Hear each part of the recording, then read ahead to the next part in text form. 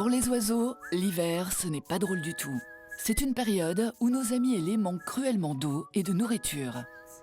Alors, pour eux, nos jardins deviennent d'indispensables mini-réserves de victuailles. Nous allons donc vous énumérer les 7 commandements qui les aideront à passer l'hiver. Commandement numéro 1, la neige tue des blairas. Il suffit de déneiger un petit espace pour les aider à trouver des insectes. Pour certains, comme les pinsons, un simple fruit au sol suffit pour attirer les insectes nourriciers. Commandement numéro 2, à manger, tu donneras. Vous pouvez leur donner surtout de la graine de tournesol. C'est une graine, vous voyez, c'est une graine très riche. C'est la graine la plus énergétique qui existe. Et les petits passereaux en raffolent. Alors moi, je ne suis pas pour, par exemple, dans les commerces, ils vendent des sachets, ça s'appelle sachets graines pour oiseaux de la nature. Et dedans, il y a du blé, il y a du maïs. Le blé et le maïs, ça peut être pour les gros oiseaux. Pigeons, tourterelles, mais en général, vous n'aurez pas de pigeons ou tourterelles chez vous. C'est surtout les passereaux. Alors, le genre mésange, les mésanges, le pinson, verdier, rouge-gorge. Voici les principaux, les moineaux bien sûr, les principaux oiseaux que vous verrez sur votre balcon ou dans votre jardin. Et surtout, il ne faut pas oublier la fameuse boule de graisse végétale. Les oiseaux adorent ça. Vous pouvez aussi leur donner les restes de vos assiettes.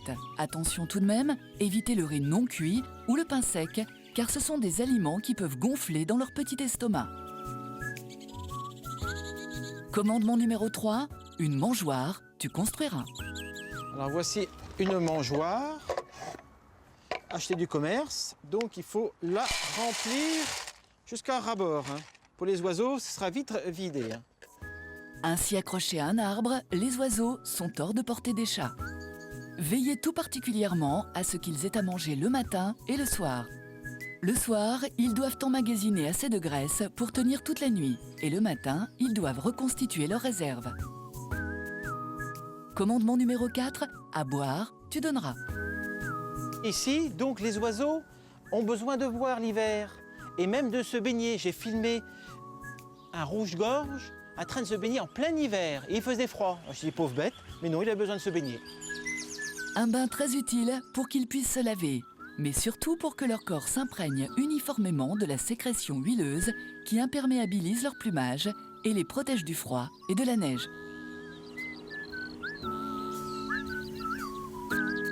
Commandement numéro 5, le ménage, tu feras. Et oui, pensez à nettoyer régulièrement leur mangeoire pour éviter la transmission de maladies, entre autres, par l'intermédiaire des fientes. Comme numéro 6, au printemps, tu ne les oublieras pas.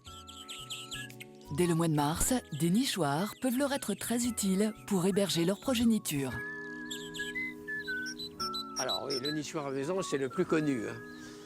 Et on peut l'installer très facilement à une hauteur de 2-3 mètres, ce qui n'est pas le cas pour le nichoir des gros oiseaux, comme la chouette hulotte, en voilà un, qu'on est obligé d'aller percher dans des endroits pas possibles quelquefois. Et vous avez aussi ici un nichoir à grain pro qu'on place en général le long des troncs parce que le grain pro, c'est un oiseau qui n'arrête pas de grimper autour des arbres. Le diamètre est important parce que si vous le faites trop grand, c'est d'autres oiseaux qui vont prendre la place, ils vont squatter le nichoir. Et si vous les faites trop petits, ils ne pourront pas rentrer dedans. Alors pour une mésange, par exemple, ça se situe entre 28 et 30 mm. Ça accepte les mésanges bleues et ça accepte les mésanges charbonnières. C'est un bon compromis de percer à 30 directement. Des nids qui permettront aux oisillons d'atteindre plus facilement l'âge adulte. Commandement numéro 7, sur France 3, tu te connecteras. Tu y trouveras tous ces conseils et beaucoup d'autres.